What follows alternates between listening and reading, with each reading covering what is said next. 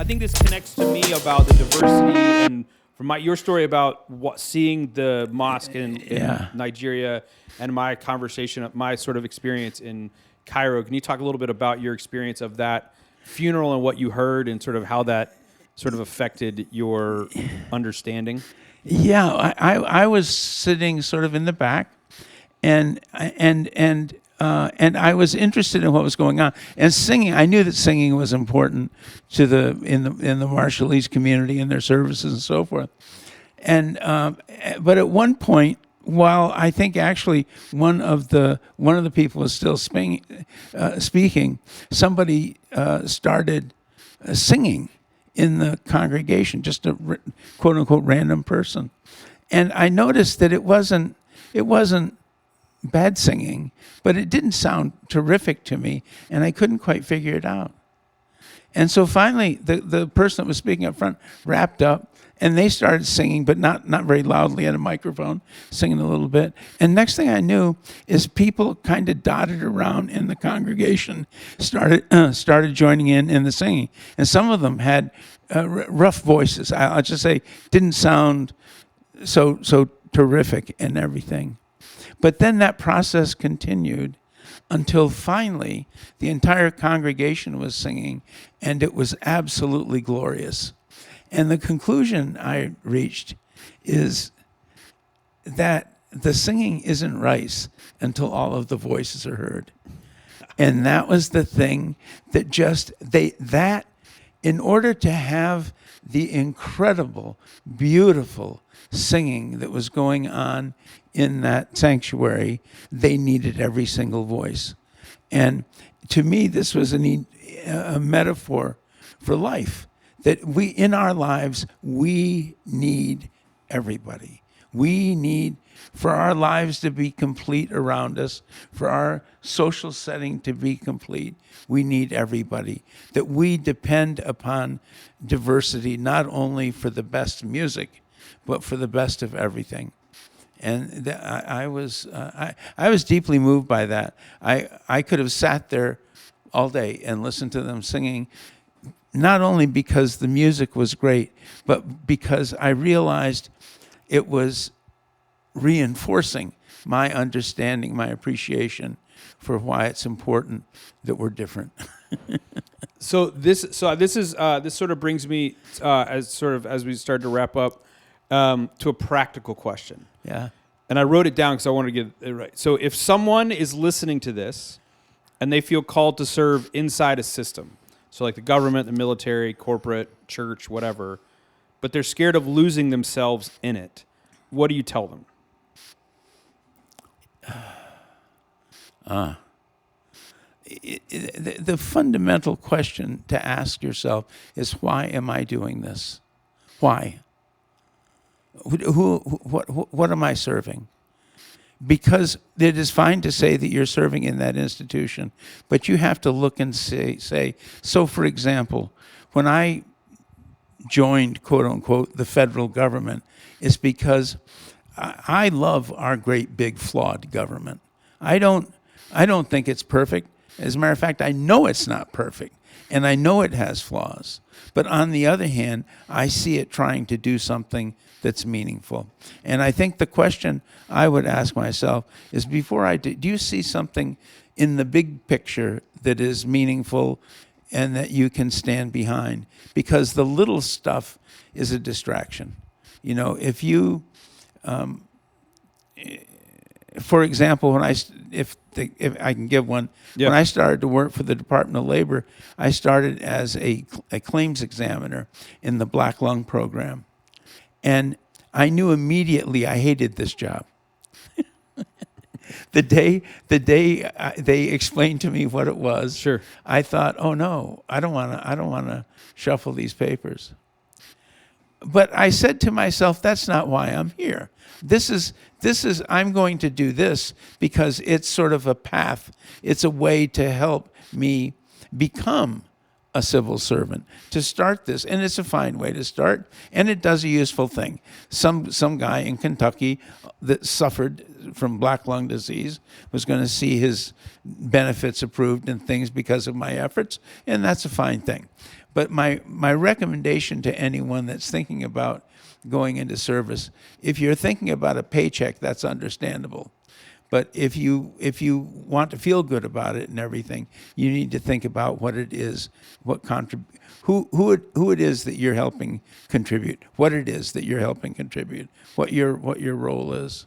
I think that we're in a world right now where people are encouraged to cluster among their own, be with their own people, be with their own for whatever reason. I mean, I recently read a thing where it was talking about whether or not it was a violation of the Supreme Court's decision for colleges to have an African American clubs or associations and things like that. And the thing is, I am in favor of people having organizations and ways of doing things that help them feel better about themselves, help them feel strong, feel safe, feel all of those things. But deep down in my heart, I am most interested in the activities and the organizations we create that highlight, that glorify our diversity, and that help people understand, in the most fundamental sense, we are not different, any of us. We are from a biblical sense, you can say, well, we're all God's children, but we are all connected through DNA, through all sorts of. We are all basic. We are the same. We're Homo sapiens sapiens. But we need to honor the diversity that comes along with that. I think about what a boring world this would be if I got on a plane and flew someplace and I understood everything that everybody was saying. I want to go to places where I don't understand what they're saying and where they're doing things that I don't understand and they're eating things that entirely freak me out. I love that. I was thinking about that beauty of diversity and also that scare. It's like I think it's Jonathan Haidt who wrote The Righteous Mind, who talks about how homogeneous culture and people are easier to deal with. But once you have, or like those communities are easier, quote unquote. But once you get diversity, it makes it harder because you have different experiences and different. But it also makes it stronger. Yeah. Like we know this from the potato famine. We know which wasn't actually a famine. It was the English took all the stuff and they only, like all the right. Like the food was stolen. Yeah. Right. So I think I love that idea, and also it's like super difficult. Yes. I was thinking about also sometimes. Was thinking about my trip that I went into the Middle East, and I was able to go to Amman, Jordan. And we went into this. We were on, it was a school. So with my seminary, and we pulled up to this nice hotel, and we went in the hotel, and they had a bar in the hotel, but it was an Irish bar, but it had airplanes all in it. And I was like, this is what someone that doesn't know anything about Ireland or the United States would make if they thought they were making a U.S. Irish bar. Yeah, right. Like, my favorite part of that trip, that Amman part of that trip, was walking through the market and not knowing exactly what was for sale or what was going on. Yeah. Right, and just sort of like walking around with me and my buddy, sort of like, and then buying some trinkets and stuff, and like. The interesting part about that is we got on the bus, and it's like, I think there was 27 of us on this trip.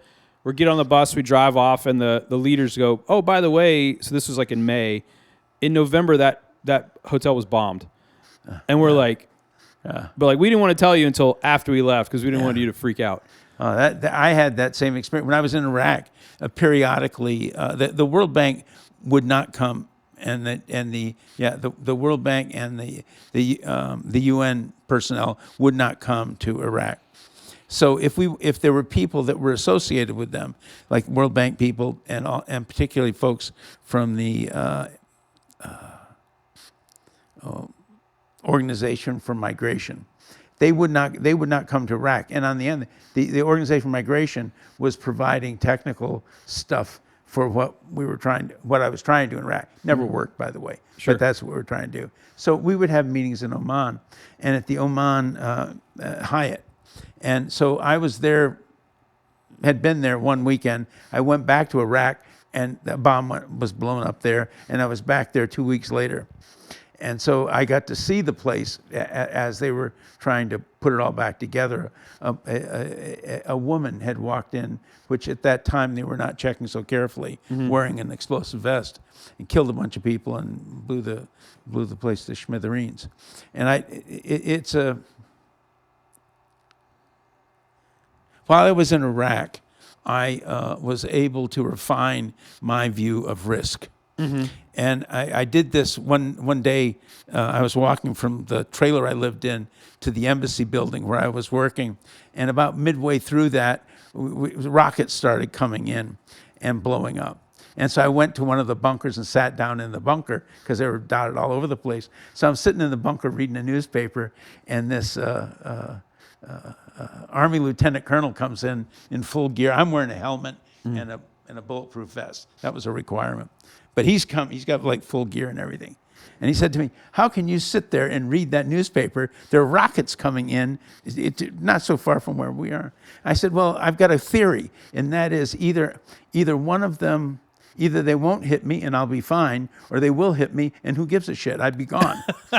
So why am I going to sit in here and worry about it?" Yeah. And so this is my theory of risk. Of when I'm in places where things are sketchy, it doesn't actually bother me too much because I just look at it as a practical matter. Either it's going to hit me or it's not, but I can't change it by worrying about it. So I might as well relax, enjoy myself, or be clever about what I'm doing and keep my wits about me, whatever the circumstance and stuff.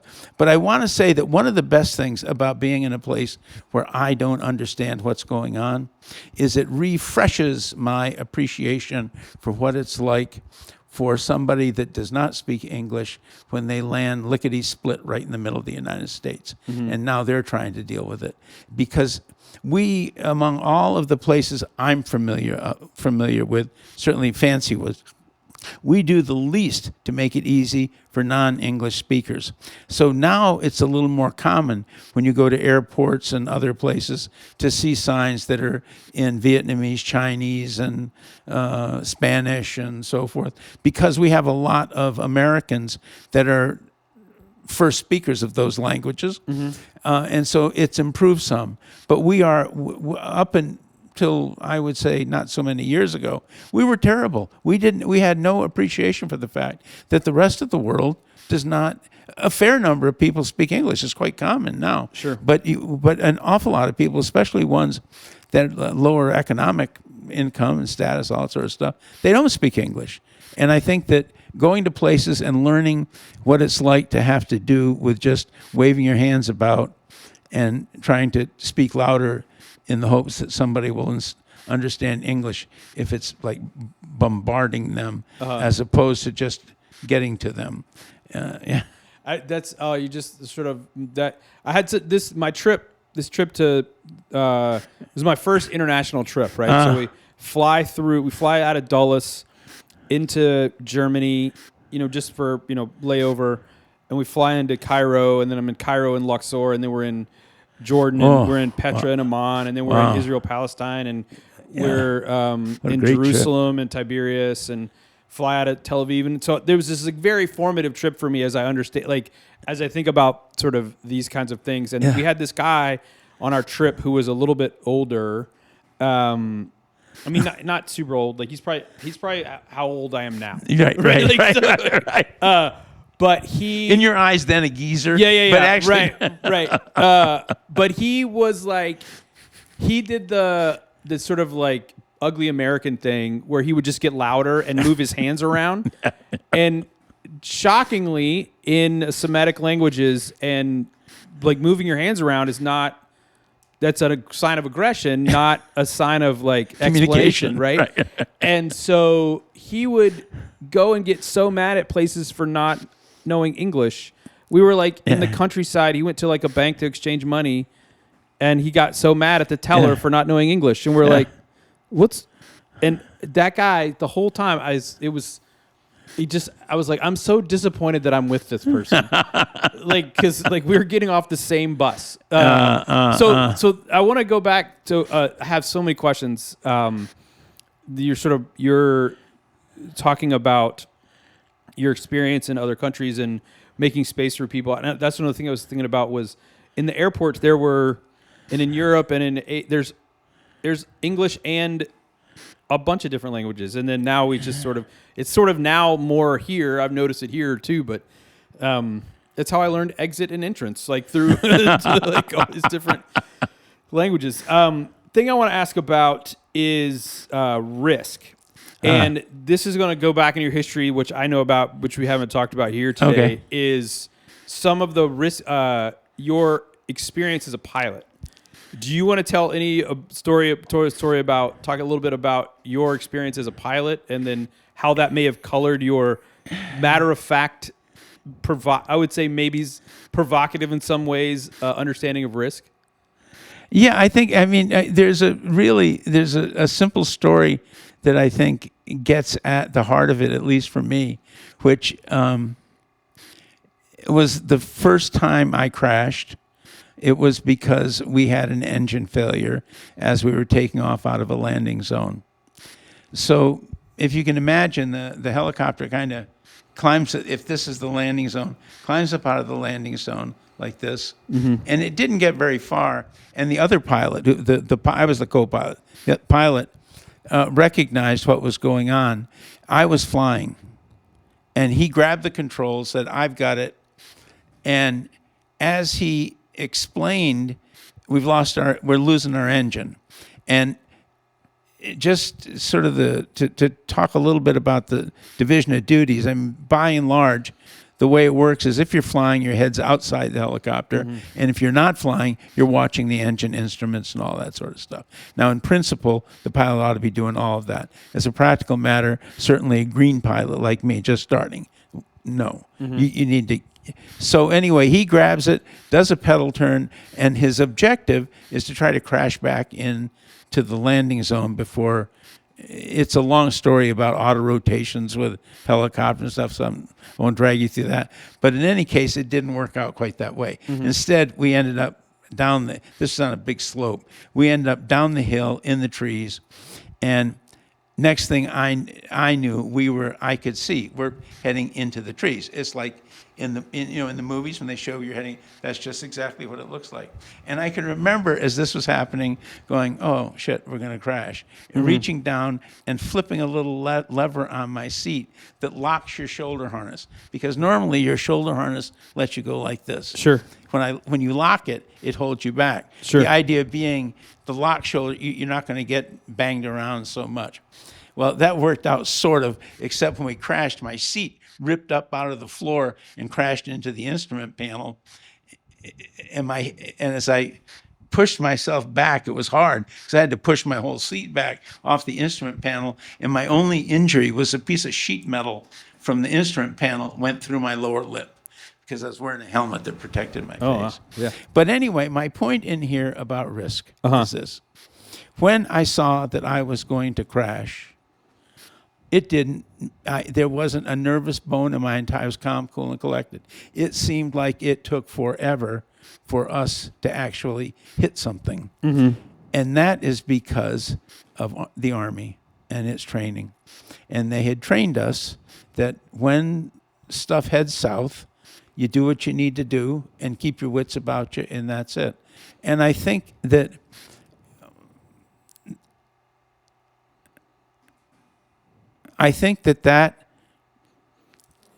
that training played a phenomenal role in getting me to react in the contrary way. So when things get really tense and it gets really bad and very dangerous and all of that, that's when I think I feel I'm the calmest. because it is common sense tells you that's a good thing to do that. Sure. And then the Army taught me how to. Sure. That's the way so I'm... something you said in that the first time you crashed. Yes. There's more than one? Yes, there is. Yes. So the first one was... I had to wait until they took the stitches out of my lip, and then I had a check ride, and I could start flying again. Mm-hmm. Not too long after that, I was taken off out of a landing zone. In this case, in a brand new helicopter, a good sturdy one. The other one was not so much.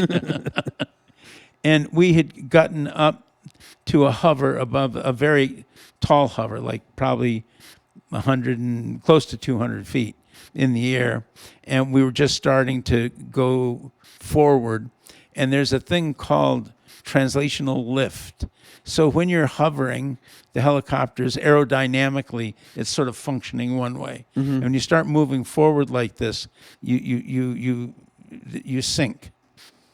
But as you start moving forward, the aerodynamically, it changes what's going on, and you start taking off. Just as we should have started pulling up, we apparently had a tail rotor failure or something. It's not really clear, and we crashed in the trees. And from that one, I got thoroughly wrecked. Thoroughly wrecked? Yeah. I woke up more or less 4 days later in Japan, and I was, So I ended up with both legs and an arm in traction, and then they sent me home a few months later in a cast that went from here all the way down, which was. It was not comfortable. It was a life-shaping event. I'll just say that. Yeah. So, so you crashed and then you wake up. Do you have any recollection between the crash and the dreams? Okay. It feels like dreams. I mean, I have dreams that I think, and I realize, oh wow, man, maybe that's a memory, and it's one of the reasons why I so often tell people that whenever I talk about this, it's like I read it in a book, because I am so personally disconnected from these stories and these dreams and these things that, with rare exceptions, it doesn't have much of an impact on me. Occasionally, when I would probably most wish that it didn't, I will have the sensation of being on a litter and carried, and it completely freaks me out. Something like that, the weird things like that. Sure. But I've forgotten where I was going with that. But anyway, it's that whole. When I was in the hospital in Camp Zama, Japan, I have memories of what people looked like and what it was like there and stuff. I'm talking about images, which are complete and total uselessness, because at that point I was blind. One of the things that I broke one of these rims under my eyes, but I also broke my nasal bone way up high, like up here, right there, and my eyes had blood and stuff in them, so I really couldn't see. But nonetheless, I have images to accompany my memories. You're like your very own Daredevil. Yeah. Right. So where they came from, I don't know. And so I don't know this, but I imagined that the priest that was a chaplain that came to see me when in the hospital had red hair and a hairy arm. Uh-huh. And I remember him looking after me and talking about.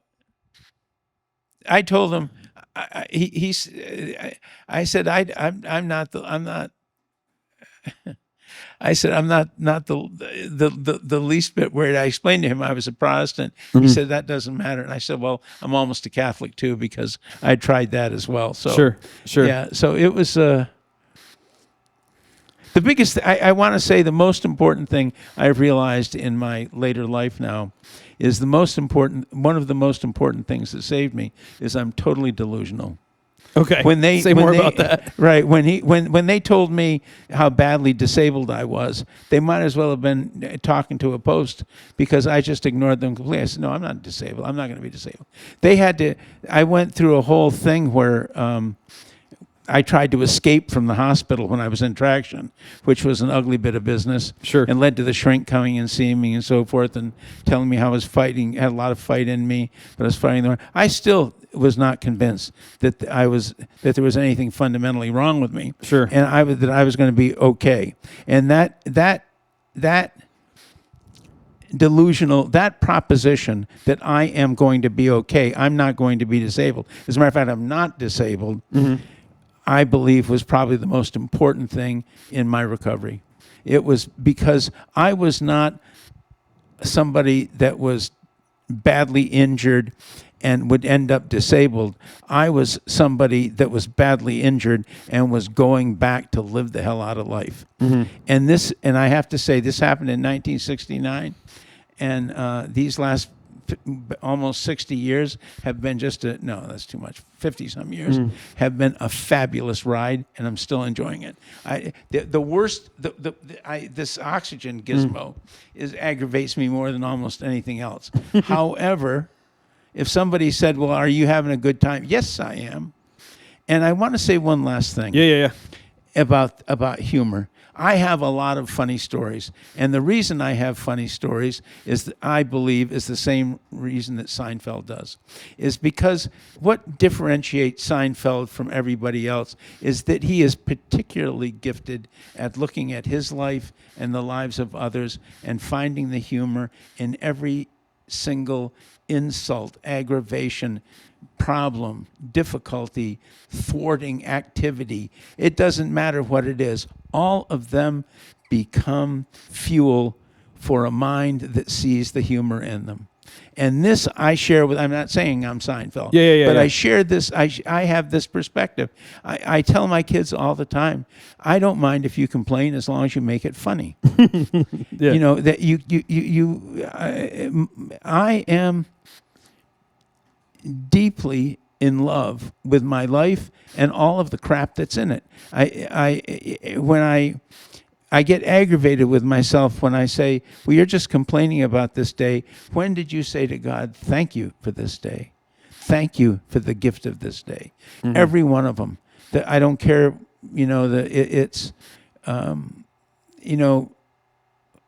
we write our own story. We write our own understanding of our experiences.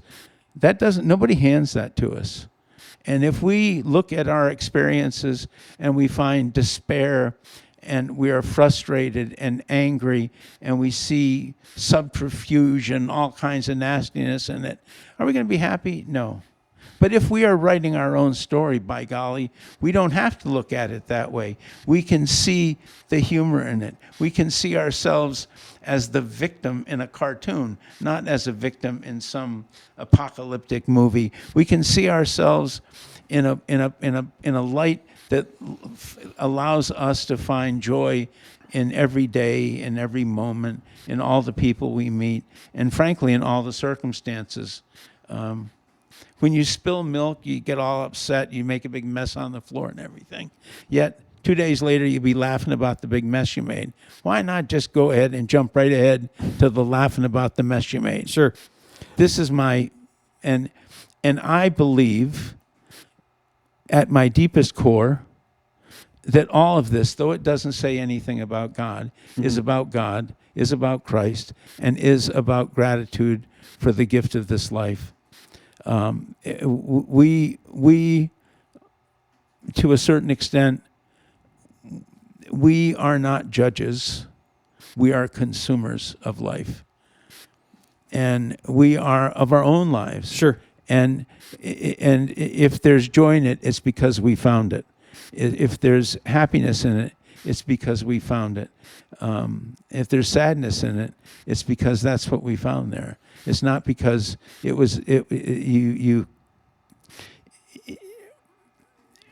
I've been in terrible circumstances where people were suffering and miserable and things like that. And I often ask myself, so where the hell is their joy in this? Well, that, my friend, is a question for them to answer, not you. Mm-hmm.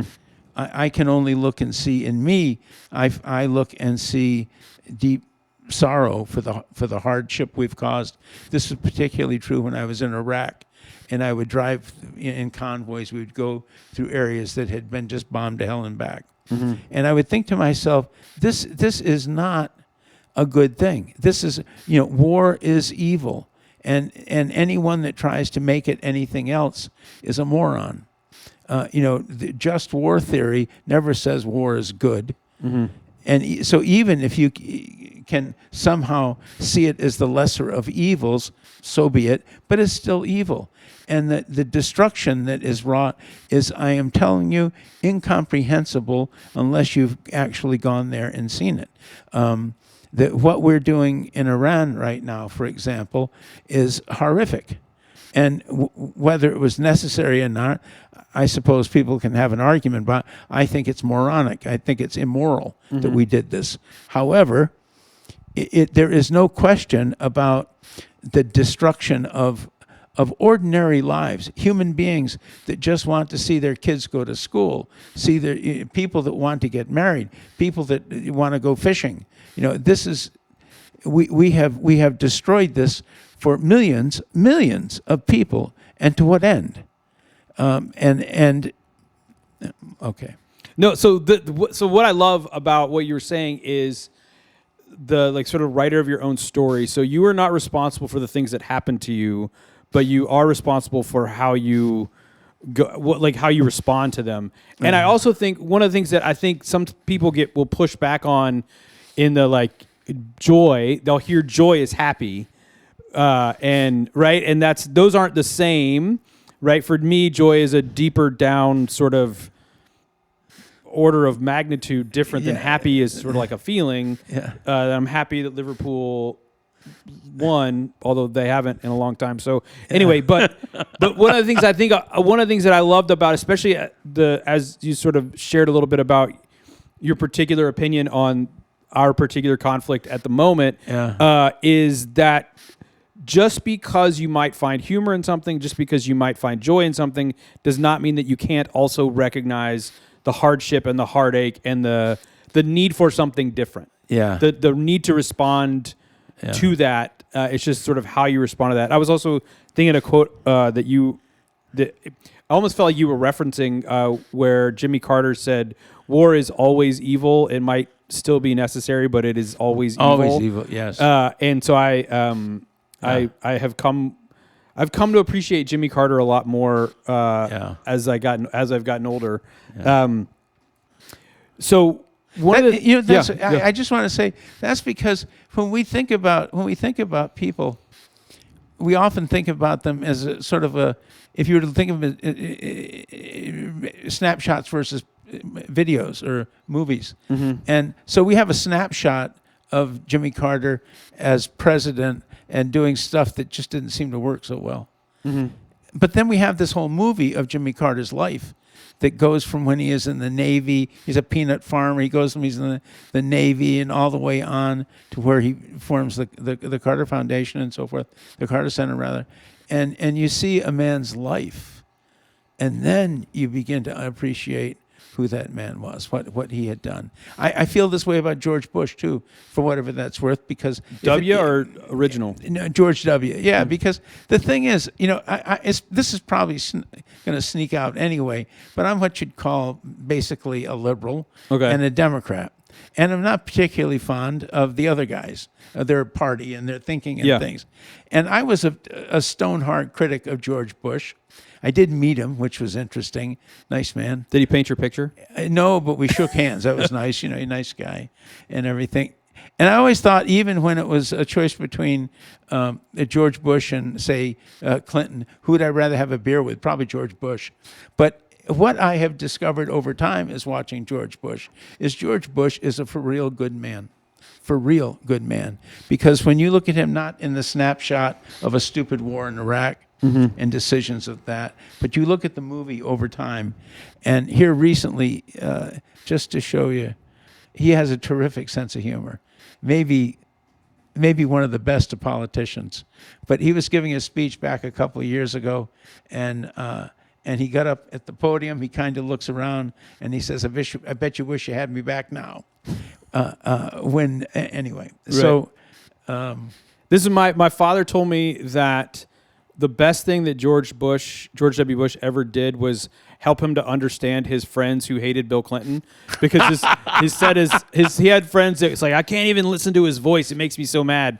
And then George Bush, he would say, I can't listen to George. Like the speech comes on, I just turn it off. And my dad was a journalist, so he would read it in the paper. I don't need to hear him, but he couldn't hear it. So, but one of the things I want to sort of zoom in on, or maybe talk a little bit more about, is snapshots of people versus movies of people. Yeah. And thinking about sort of how that's not always, like we talked about George W. Bush or Jimmy Carter as maybe ones that the movie is better than the trailer or the snapshot. The snapshot, at least the snapshots I have. Right. I mean, clearly, some people have got snapshots. They're just terrific of all. But anyway. But then, because I was thinking of like Bill Cosby, who the snapshots I have of him are these, the American Dad, funny, hilarious, and then like maybe wasn't exactly.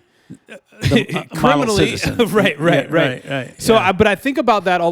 The thing I sort of joke with people about sometimes is the part of the Bible I quote almost the most is a quote from a demon, and it says, "I am Legion," or "We are Legion." And so I think about all those different parts of us, the different stories that make us up, the different sort of engagements. So, I mean, like we've talked about your particular life experience. This story I want to tell. Yeah. The story but there's a.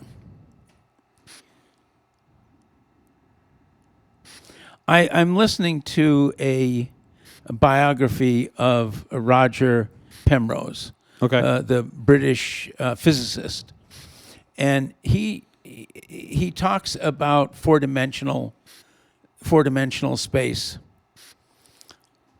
And he points out that within four-dimensional space, the past and the future all exist together. Okay.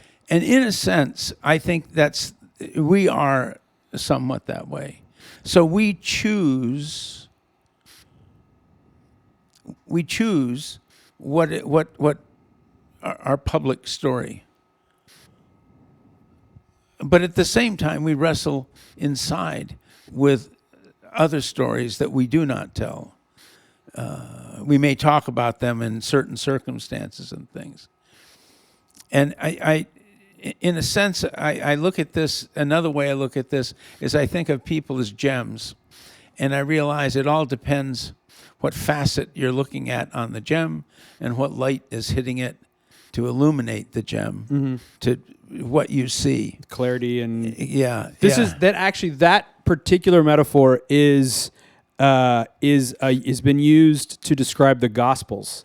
So as a diamond. So the idea is that Jesus is a diamond, and Matthew, Mark, Luke, and John are looking at different facets of that particular gem. So you're sort of right in line with some of the theological training that I have received. So good on you, I guess. Yeah. Well, it's because I don't. Every time you say in church, all of you is welcome here. The good parts, the parts that are not, you're not enthusiastic about. Sure. All of them. But all of you is welcome here. So that's one thing you say. And the other thing you say is that, and God looks upon you and says, "Beloved, with you I am most pleased," or something like that. Well pleased, generally, but close enough. Yeah. Yeah. And you've only heard it about 200 times. So I know, you'd think it'd sink in, right? But no, you can see it's almost impenetrable, right? But the point, Greg, is this: that the more that we can do to understand our own personal complexity in all of that, I think the more that we can do to better appreciate that in others as well, and realize that when God calls on you to love one another, I like to say to my friends, he's not talking about loving the neighbor that mows their lawn, that helps you out when you need a hand, that keeps everything tidy. No, he's talking about the jerk down the street that behaves very badly. Rides their Harley at 6 in the morning. Yes, he's right. Does everything that you think is wrong to be loved. And I think that in that sense, that's also a message about we need to look at ourselves and understand not only must you love the funny talkative, but the reclusive, wounded, hurt, broken, damaged, sad person that I am as well. Yes. I think so I thank you from the bottom of my heart for every Sunday that you do that, because I think that we need reminders. It's not easy to do. You don't, if it was easy to love the people that you find offensive, then the topic would have never come up. Sure.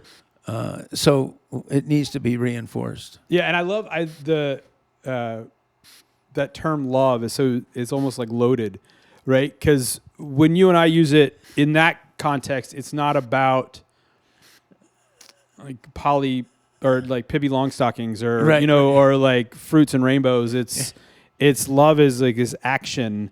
Right, so and I can love someone and still be very, very mad at them. Right, and I can love and maybe being mad at them is the loving thing to do. Right, and now I probably shouldn't like try to harm them or to try to coerce. Close off their agency. But loving is not just like it's not a Hallmark holiday sort of rom-com. Loving is sort of dirty and gross and. It's work, and it's hard. It's work. Yeah, it's hard. Yeah. I often think that it's that good examples of loving are the warming shelter when the person that you're talking to is least approachable, least attractive. Now you are engaging in loving. Yeah, and it's not because of who they are, but it's because of you overcoming who you are. It's you being able. I mean, I think this is why I think Tim Nissen is a paragon for me. He is a man that understands loving others in a way that I admire deeply, because he understands loving as doing things, as demonstrating things. In Matthew 5, Christ tries to lay out the game plan, you know, and I think that people are so thick-headed about trying to resist what's being called on there. I mean, the other thing is it's imperfect. It's not, I can never do as good a job as I would like.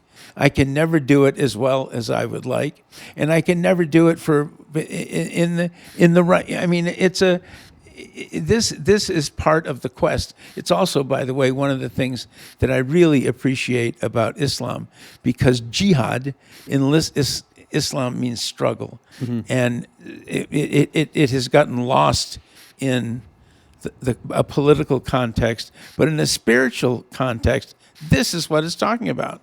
This is jihad, to try to rise to be what it is that in our case that Christ is calling us, and I think that anyway. Yeah, I was thinking about as you were talking. I was thinking about John Calvin, which I know is exactly what you were thinking about. Also, yeah, absolutely. But in the Institutes, his systematic theology, which I think being a Presbyterian and being a Reformer, having systematic theology is very bureaucratic. He talks about knowing know God, know thyself, know God. So the implication is that the more I know about myself, and we talk about no bad parts, but why I am the way I am, the experiences that I have, the way that I react, the more I know about that, the more I understand about God, and the more I understand about God, the more I understand about myself. Yeah. Now, so my wife also, so we went to the same seminary. So we've talked about this particular part of Calvin, and I hear it as the more I learn, the more I can. It helps me to be a better person for whatever that is. But she talks about the more, because I understand how petty and self-serving and self-centered that I am, and I am loved by God, that it makes God even more amazing more graceful, because I recognize that she had this nickname, she was a dog in the manger. So she would sit on the hay. She didn't need the hay or want the hay, but she would sit on it so the people that needed or wanted the hay couldn't get it, right? And it was just because she could. That was as a child. She is not that way now. So I was just thinking about, and I was talking to somebody else about this belovedness idea, because it is not what we hear in the world, right? I intentionally say, beloved, God looks down upon you every day and says, beloved, with you I am well pleased. And I've said this to you probably and to others, that's for me. It's, if you get something out of it, that's awesome. But it's for me because my own self-esteem, my own desire to do it right and not get it right. Right. That's, I think also sort of, I was thinking about my desire to do things right. Just, I don't know, be the right Christian or the right pastor or the right parent or the right, I'm going to super do great job at parent teacher night. Yeah. What's that? Do you think that Presbyterianism has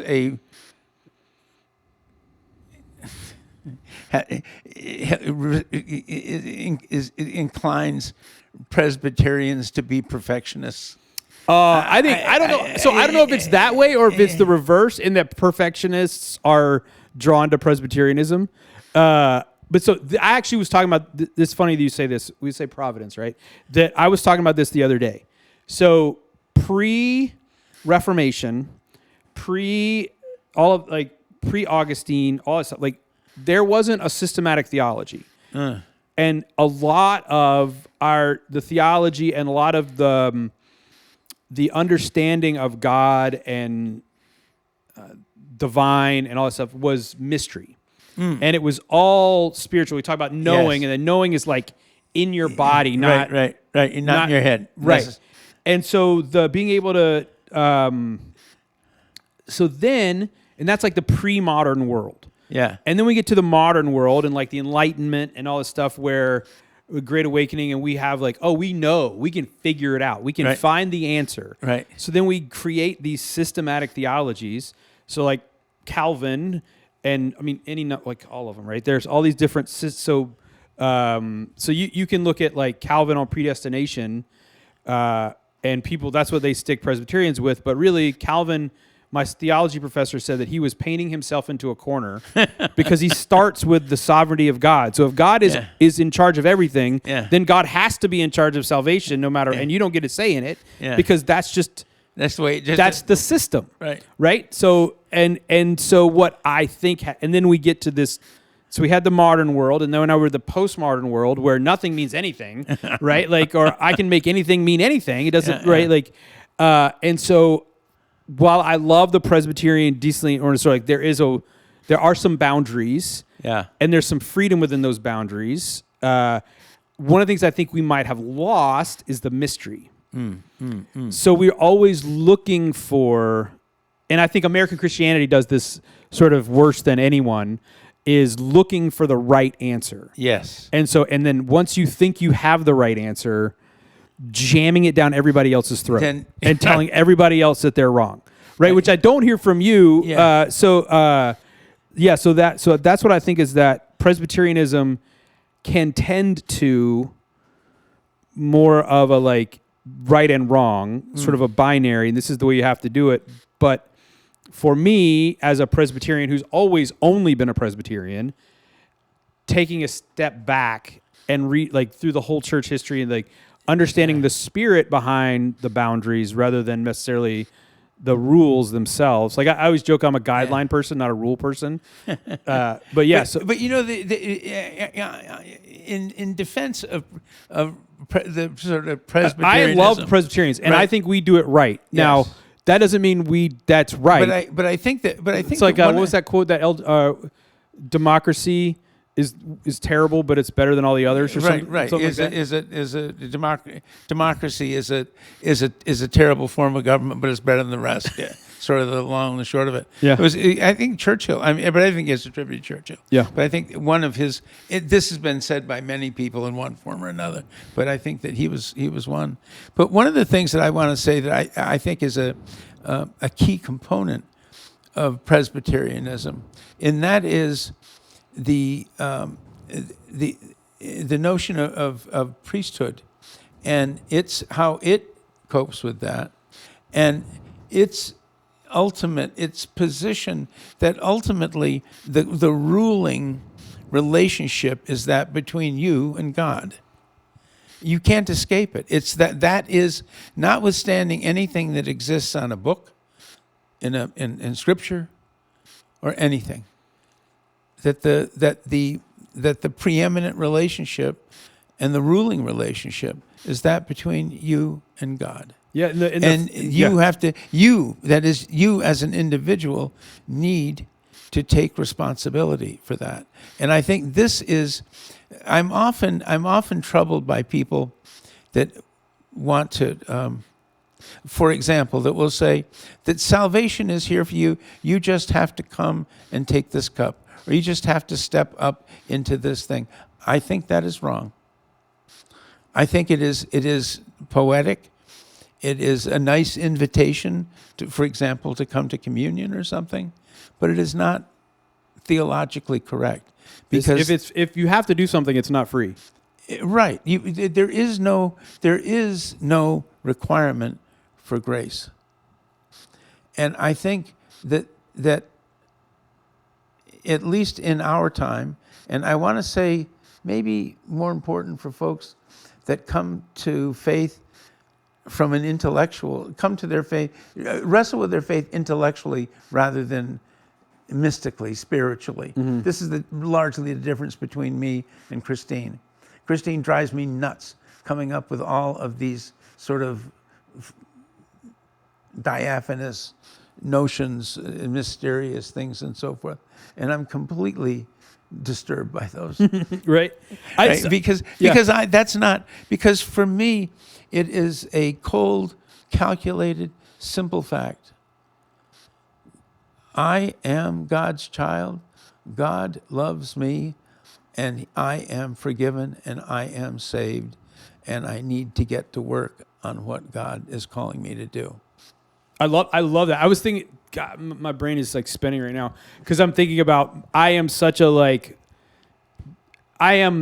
not that there's only one way to do things, but there are ways to do things, right? So there are better ways. Right. I definitely come to faith in from a more intellectual space. And so the mystery, all that stuff is something that's I've sort of lived into over the last few years, rather than, but it's all mainly because I remember growing up in the South and in Texas, and people would have all these what do you think about this? And they would quote some scripture, and I'd be like, well, I don't know. I mean, that doesn't feel right, but I don't know what you're talking about. Yeah. But now that I've read scripture a lot, I'm like, what also says this?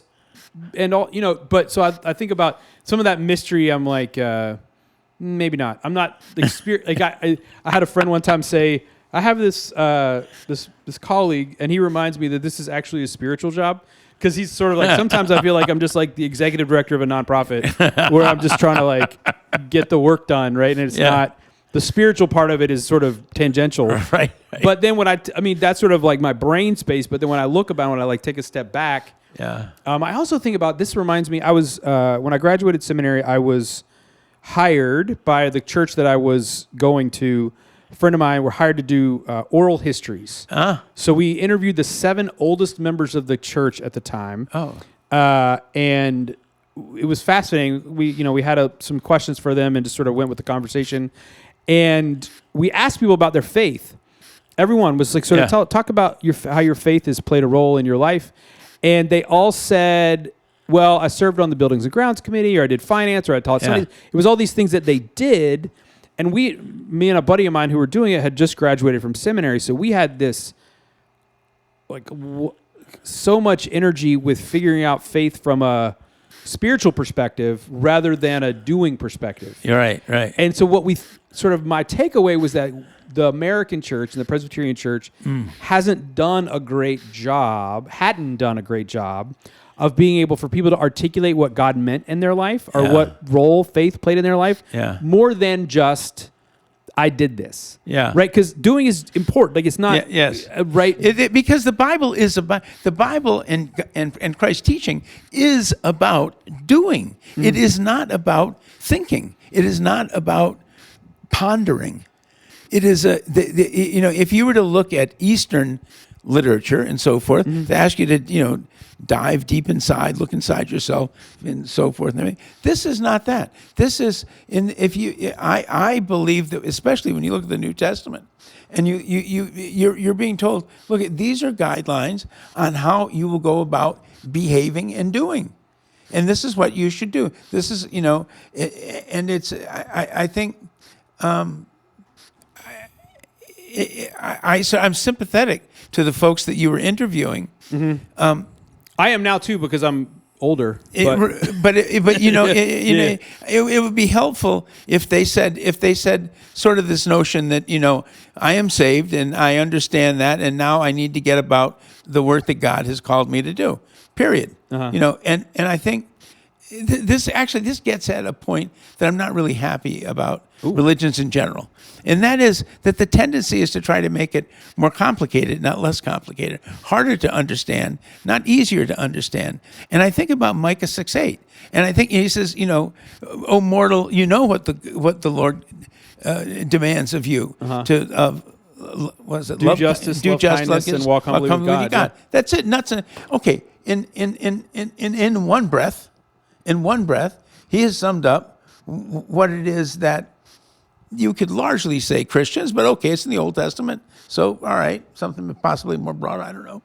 But by the time you get to the New Testament, my God, it's even more. It's more detailed about what is the do kindness part, with the water, the clothing, and all that. Yeah. So Matthew 25. So, but this is the thing I particularly like about Christianity, is that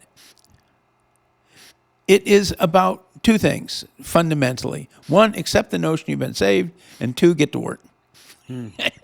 So I want to go back. I want to go back to our. I want to bring back something from our earlier conversation, because I think this fits in this how you got here. So in your job, so you've been the bureaucrat for Christ, right? You've served in the military. You've served the U.S. government. You've been all over the world. You've sort of been in some sort of sketchy situation. You've had like all these experiences. I particularly love the story about you just like bombs are going off and you're sitting reading the paper, which what I know about you is like the most, like I'm literally sitting here writing a screenplay. The part of my brain is writing a screenplay of your life, and we're going to call it The Bureaucrat for Christ. And I'm sure that I can get it. I know some filmmakers. Maybe they can help me out. But what of those jobs? Because you talked about like you doing stuff, right? Like, what of those jobs that doing has been most rewarding for you? Oh wow.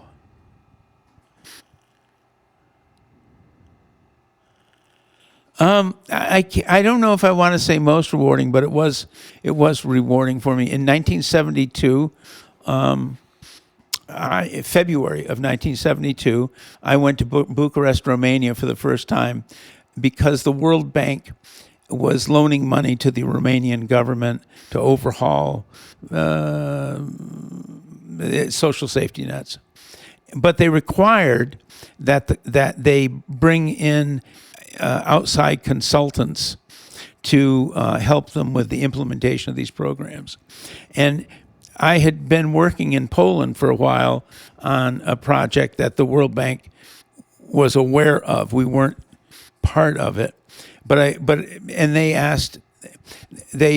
recommended to the Romanians that they ask the U.S. government for a proposal for how it would go about doing that. And I was given the job to write the proposal. So I wrote a proposal for how we would go. That is, the U.S. Department of Labor's Bureau of International Labor Affairs would provide technical assistance to the Romanian government to implement employment services in Romania. So in 1972, I was there to kind of, I think at that point I was just figuring out what to do, like getting the lay of the land and so forth. Over time, we did that project and similar ones really did make a difference, because in 1972, if you went to Romania and went to a labor office, the purpose of a labor office was to tell you where to go to work. Mm-hmm. It was like a employment for the. If you think of the state of Romania, everything is under the state, and that's their employment. That's their human resources office. Yeah. So you got to send you out to a job, not one that works as an exchange where employers and workers get connected, a labor exchange. And I think that sounds stupendously bureaucratic, I know, but a functioning economy needs to have with a market, but needs to have those things. And I felt very good about that and doing that work, and I felt successful in it. And I also felt I am still one of my best friends is one of the guys I met that day when we got to Romania. And Janusz is a terrific guy. But they pulled it off, not me. I didn't do it. I mean, we helped. And I think that I felt really good about that. I felt very good about a similar office that we helped set up in Tanzania. Mm-hmm. But in all of these instances, I like to point to the fact that we didn't do it; they did. We, with all of the yakking and our ideas and pushing to do this system or that, no, they made their own thing. And over time, I began to realize it was kind of like children. You do everything you can to try to line them up to be a particular kind of person, mm-hmm. and even maybe doing a particular kind of thing. And Lord knows they explode on their own. They grow out to be who they are. Sure. And you, as a parent, have a choice. You either embrace them as they are, right, or you're a failure. Sure. One or the other. Sure. I like that's a stark difference. Either yeah, right. I was thinking, so as you talked about that doing and that, I was just thinking about the idea of Presbyterianism and doing it right in these systems, right, that we create these processes, and we care a lot about, and I care a lot about process and system, and thinking about how, but entering it in that with your mindset where it's, we are here to support and connect. And so my role as teaching elder here is to support the people in their faith journey. Like when I was a youth leader, I was talking to one of the kids going through confirmation who wrote their statement of faith that said, I don't know if I believe in God, but I want to see if I want to figure it out here at this church. And technically, the first question of the membership questions is, do you believe in Jesus Christ as your Lord and Savior? Yeah. And it's a yes, right? It's not a, well, I don't know, right? Like maybe is not generally accepted as a great answer. But as I've sort of approached ministry and approached how I live my life, is that, like I said to this kid, my job, what I want for you is to come to a saving knowledge of Jesus Christ. Yeah. That you are saved, and this is a good way to live your life. Yes. This is the way to live your life. But that's not my job. Like, that's what I want for you. But my job is to be here, to love you, to care for you, to give you the resources that you need in order to not give you answers, but let's ask bigger questions, like those kinds of things. So I love that idea of that sort of parenting model, or that even as as our government engages in international relations, it's not that you need to do it our way. And here's a way that we've done it. See if that works for you. I was thinking about also something you said earlier about, as your work in the government, being recognizing who you serve and who you are, and operating from your place, and sort of thinking about that. Sort of also in my head is the Bible, where Jesus sends disciples out 2 by 2, and if they stay there for as long as they'll listen, and then dust your feet off, right? So like you and I think are similarly engaging community, and we're trying to engage across theological, ideological, political lines in order to get something done, to get some better good done. Yeah. And so I engage all these conversations with people who are very different from me theologically, and they're like, "Well, you should be doing this." I'm like, okay, like fine, like great, good for you. Just for purposes of like truthfulness, I just want to say that when I was in the military, there were circumstances where I could have been told to do things where I would have felt morally or ethically that I had to refuse or something. That never happened. Okay. Okay. Outside of the military, in working for an office and so forth, I am confident that I had assignments and things where I had to, where I fudged to get an outcome that felt a little better to me and so forth. Sure. And I had orders, do things or not, these are your orders, do it. And I never said to somebody that I can recall, I'm not going to do that because that's wrong. Mm-hmm. But I have said to people, we're going to have to talk about how that's going to happen. I mean, sure. I can't. I was trying to think of a concrete example, but I can't. I mean, sure. Memory is a wonderful thing. At least my memory. Sure. My memory is terrific because it takes all of the shit and discards it. So if you were to ask me about bad stuff that happened, there's none in there. It's gone.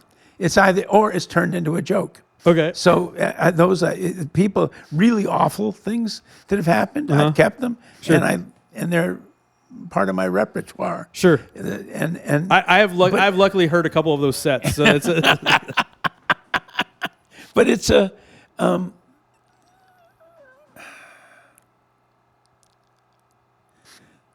I think that where my faith has the biggest impact on my life is my sense of gratitude.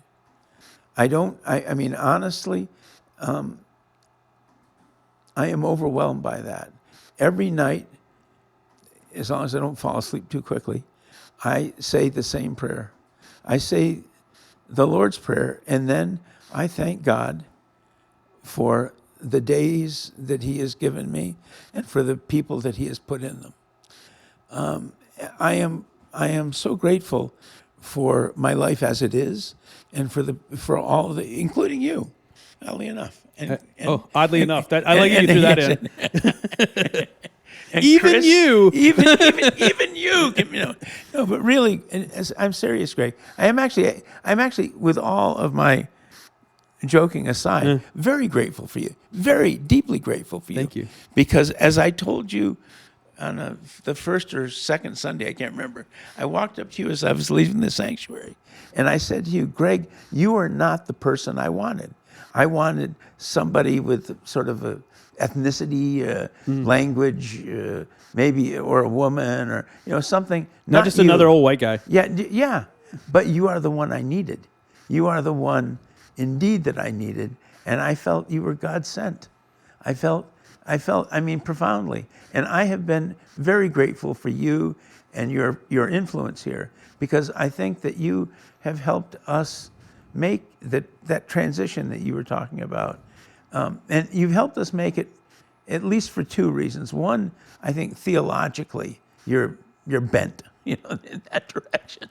Sure. But the other one is you have an engaging ability to reach out to people in a way and pull them over to your side, which without that, it ain't happening. And so I hope your head is swelling. And that, no, this is the only reason that I brought you on here, was so that you could say these to me. Heidi will spend days trying to deflate you. All right, because she pointed out. Luckily, to me, she's out of town this week, so it's good. I'll have a couple days to. I told her I was worried about giving you a big head, and she said I can take care of that. But sounds right. Right. So it is, but it is true, and I'm not saying it because if I were not happy, I would tell you that as well. No, this is one of the things I love about you, and I thank you so much. I really appreciate that. And I am also grateful for you, and because of your willingness to have conversations, your willingness to push and push back. I know that you and I, there's been a couple of things where you and I were coming from different angles, but we were able to have a conversation about it and recognize. I do want to, before we get too far away, I want to ask one more question. I want to go back. Okay, I have two questions left, but this is not one of them. One is thinking about the bad stuff. Yeah. So you talked about sort of this gone, or the the bad stuff is either gone or it's become part of the shtick, like it's part of the joke. Yeah, yeah. So what value is there to having that, or is there the value? Because bad stuff happens, right? Like I was sort of telling a story about my friend who was mocking me while I was trying to quit smoking, right? Yes. Or like. And sometimes I tell stories from my childhood, and I tell them, like, they're like hilarious, funny stories to me, and then I tell them to somebody, and they look at me in horror, and they're like, "Oh my God, like how much therapy did you have?" I was like, "What are you talking about?" Like, I mean, I've had plenty of therapy, but not necessarily about that particular issue. So, like, what the bad stuff, like which you've had fair share of, what is the value of that, or how do you turn it into the shtick, or how do you use it positively, or or do you just leave behind, or do you is it even conscious? Yeah, I think. Well, the thing is, it's the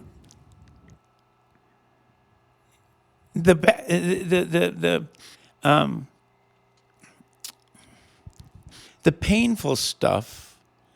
I'll give you. Let me back up and just say that in 1998? Anyway, I saw a shrink because I was depressed enough that they diagnosed. Okay, you're depressed, and you're one of the worst kind of depressives because you're obsessive compulsive and you have depression, and that combo is like it's a particular. Yeah. It fits into a particularly ugly category apparently. Sure. Okay. Great, good to know. So anyway, the reason was that I had unreconciled, and I suppose still unreconciled, guilt.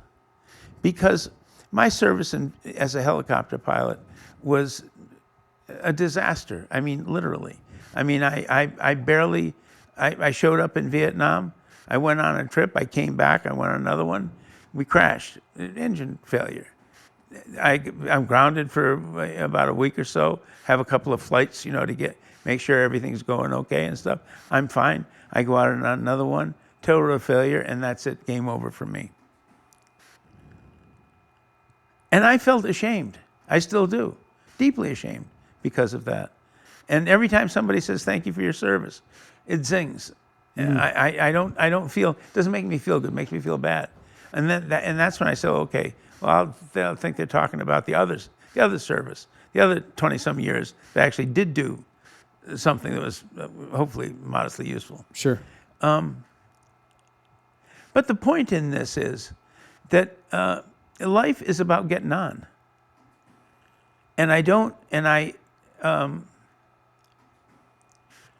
When God forgives us, this grace that we have, I believe it's purposeful. I don't believe it's non-purposeful. I mean, I've and in that sense, the things that are really bad, the guilt that I feel, the grief that I feel over things that have happened and so forth, I try not to pack those away and hide them. If somebody says, "Are they there?" Yes. if I say to myself, are they there? Yes. Do I recognize them? Yes. Do I talk about them? Not so much, because nobody wants to hear you go on about how you're feeling guilty about this or that. Nobody wants to hear about how you still have anxiety about something that's left over. No, that's bullshit. They don't want. Sorry. No, You can cut that out. I never said that. No, but it's it doesn't serve them. But more importantly, I don't believe it serves me. I believe that that I have to look, I have to engage, I have to be honest about what happened to me. I have to be honest about how I feel about it. I have to be honest about the stuff that is I feel ashamed of in it, whether I should or I shouldn't. That's, the shrink said, I can tell you not to feel that, but I can't keep you from feeling it. My mother-in-law says, "Don't should on me." Don't should. You're right. Yeah. So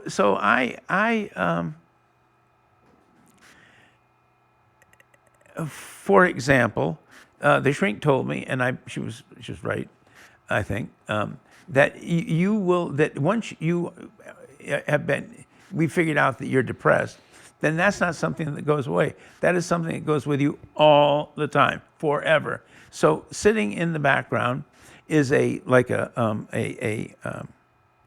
book, or more a cabinet that you can open, and in that is sit your depression waiting to grab you and make you, really unhappy.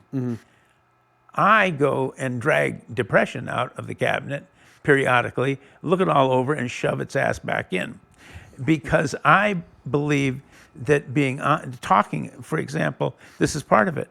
Do you talk about? Yes, I talk about it. If I'm feeling depressed, I go into Christine and I say to her, I'm feeling a little depressed today. Keep an eye on me. I don't want that. I don't want that getting to be a thing. Sure. And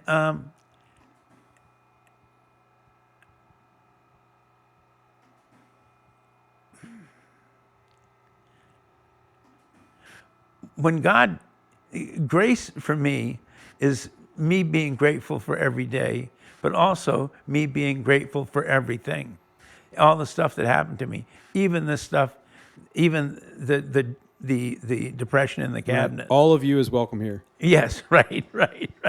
And I really believe that, and as long as I'm willing to see all of that, talk to all of that, and embrace all of that, then I'll be fine. But it also means that I've turned a significant part of the population that is around me into part of my therapy program, because I yak at everybody about everything. And this is they may wonder, why the hell is he telling me about this BS that happened in Iraq in 2005? Sure. Why? Because it is part of my therapy. That's why. I like it. It's my talk therapy. Nice. As always, you and I have had some long conversations in parking lots, in meetings, after meetings, after worship, during, we've even had conversations during worship, which whether or not people want to hear is a whole different other conversation. Issue, right. So one of the things I love about you is your constant, I love your joy and your sort of the gratitude you've talked about, and the joy, and not that it makes everything wonderful and beautiful and like sunshine and rainbows, but that it helps you shape how you move forward, even when you have an oxygen thing, and you had to recover from this, like all these different things. But it's, I love the idea of sort of like being responsible for your own stuff. Like in the scripture we read in worship recently, it said, is Philippians, I think, and Paul's saying, you have to work your salvation out for yourself without me. Yeah. Right? Because I'm not going to be there to tell you right or wrong. Yeah. You got to, and so I think it's not quite, you're not just like, it's not just me figuring it out. Like it's the community, but I love how you sort of that, hey, there's an issue here. We can, like, I can participate in this. I can make it a difference. Yes. So I appreciate it. So what is one of the questions that you have still that you haven't figured out an answer yet? I think it's Paul tells it tells us that we should behave in such a way to lift others up, not for me to look good, but for somebody else to look good. And I have not figured out. I don't think I do that. I think that the danger in my view of the world and the way and the way I understand myself is two components. Several: arrogance and selfishness and egotism. And I worry about that. And I think that part of it that addresses that is that it's not. I don't think that ego is not the problem. The problem is if you stop there, if my efforts are not somehow aimed at trying to lift others up, even above me. So not just to give them a bump up from where they are, but even so they would. I'm intrigued by that, and I think this is an ongoing problem. I worry about being arrogant. I am less arrogant now than I used to be, and I think I probably sound less arrogant than I used to, and for that I thank Daoud Nassimi, who was a friend of mine back in Virginia, and we worked together on a number of interfaith things and so forth. Just after 9/11, the news, the media was filled with such distorted and horrible things about Muslims and Islam that I became, it just made me crazy in the head. And I got together with Daoud, and we taught I can't remember if it was 20 or 14 week course. I think it was 28-week course on Islam at our church, in after what would normally be Sunday school. And I can't remember, but it was I have the syllabus somewhere. I could drag it out. But in one of the things that came out of that really I just loved is that we were asked in one of those classes, well, but you're a devout Muslim and you're a devout Christian. How do you feel about the other? What's your? And I thought, well, I said to something stupid to the effect of, well, I just hope that Daoud will come to his senses and convert to Christianity. And Daoud said, I pray that God might touch Michael's heart, that he might be sure of who he is. Wow. Yeah. Yeah, I love that. Yeah. Back to the know God, know thyself, know God. Yeah. If we can do that inner work of that, all that, like sort of all our welcome stuff, if you can figure out where you stand and who you are and find some comfort in that, or maybe comfort's the wrong word, but just sort of, I don't know, like resilience in that or something, then that, and we sort of like back to the belovedness bit, like the reason that that's my wife, like she, I tell this story often, I probably have told you, where we first started dating and I had this plan, we were going to go to this restaurant and it didn't work out. Like I didn't make a reservation or something, I don't know, something happened. And then, so I got flustered because I'd done it wrong. And then I was less of a defensive driver than I should have been. And I made a very sharp turn in downtown Richmond and parked really quickly, and because I was just frustrated. Richmond, Virginia. And she was like, what are you doing? Right? What's wrong with you? And I was just mad and down on myself, and I was like trying to break up with her because basically like I'm not good enough for her. I'm not worthy. Right, 100%. And she was like, she just said, shut up. Like, what are you talking about? Like, be quiet, right? And her sort of pouring into me this reality that I am loved. And it's not like I don't have a great family that says I love, like, but it was all my own stuff, right? Like, my own perception of myself, of like, but recognizing that I was not only loved, but lovable, not because of anything, just because, right? Because God said, boop, Greg. Made it that way. Right. And then when I'm able to do that, it helps me to not be so mad at everybody else. Yeah. Right. So if I still get, like, my wife also about that same time. She said, it took me 2 years of knowing you before I realized you weren't as angry as you sounded. Because I am passionate and I get loud, Right. and loud sometimes equals angry in our, not in the South, but in the Midwest and the Pacific Northwest for sure. But being able to, like, just be like, yep, this is who I am. And not that doesn't need to, there's not tweaks and, like, things to do, but here's where I stand. And so that helps me so if I can live into that belovedness, it helps me, like we talked about, in those situations where I don't know exactly what I'm doing here, or I might be out on a limb, or I'm taking a risk. Yeah. But I know I know why. And you talked about when you need to, you can draw back into that center of you. Yeah. I heard this. I heard a thing a long time ago, and I don't know if it's true or not because I didn't look it up. I didn't bother. But it was about caving and spelunking. So both give me the creeps. Right. So the idea is that, like, caving, you just go in there, right? But spelunking, you like set something out at the front of like a marker, and you sort of have a line, and so you can go wherever you want to because you have this guide back to your center. Right.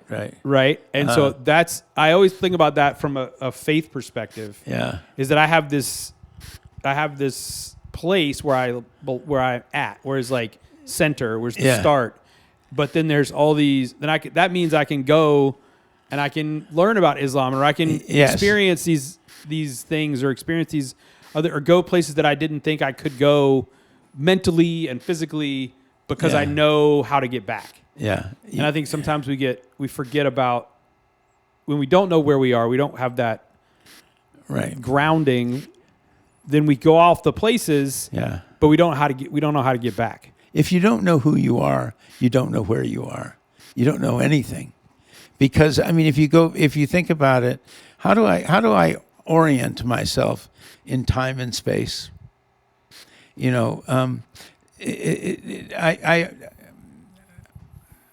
often joke that the difference between males and females is that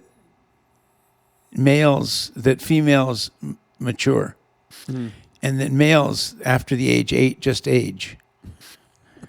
I hope that is no longer true, but I know what you're talking about. So it's I don't mean others. I mean myself as well. 100%. Yeah. Yeah. And so I don't throw stones in glass houses, but I turn on lights. That's one of my favorite things I say.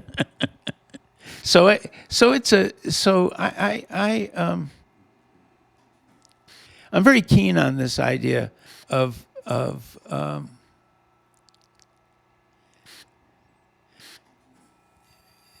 being happy with who I am, flaws and all. So, for example, Christine would prefer that when she asks a question, that I would just give a simple answer.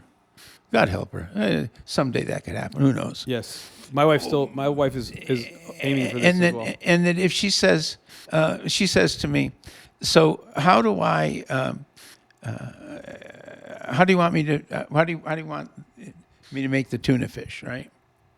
Well, I will give her a 30-step procedure to do that, and she finds this demeaning because she said, I know that I have to use the fork. All right, you don't need to say use the fork to do that anyway. So the problem is that she doesn't understand that I am no more able not to than she is to accept, because that is precisely when I go to the chapter in my brain, make tuna fish. It is not a three step. You'll need an onion, some tuna fish, some mayo, and a little celery, capers if you have them. Done. There's no chapter in there that works that way. All of it plays out the other way, and I don't. And it's as though you're trying to summarize something that you're looking at, and you don't know that well. And so you either have a choice, read the whole damn thing, or look like a moron skipping from one place to another. And I love that. I was thinking about mine is I'm such an external processor that my wife will ask me a yes or no question, and I will go through all the different possibilities. But I'll do them out loud. Yes. And she's like, it's not just yes or no. You know, right. Which I think, I mean, I love her so much, and she puts up with me, so I appreciate that. I think that I would like it if they could have like therapy sessions together, and maybe take some of the pressure off me, because here's the thing I say to Christine. She'll say to me, you need to blah blah blah. You fill in the blank, whatever it is, change something. And I'll point out to her, I'm 77 years old. I've been trying to change that for something around 60 years. So far, nothing's moved. So what are the likelihoods we're going to see any progress, here soon, right? So there's always hope.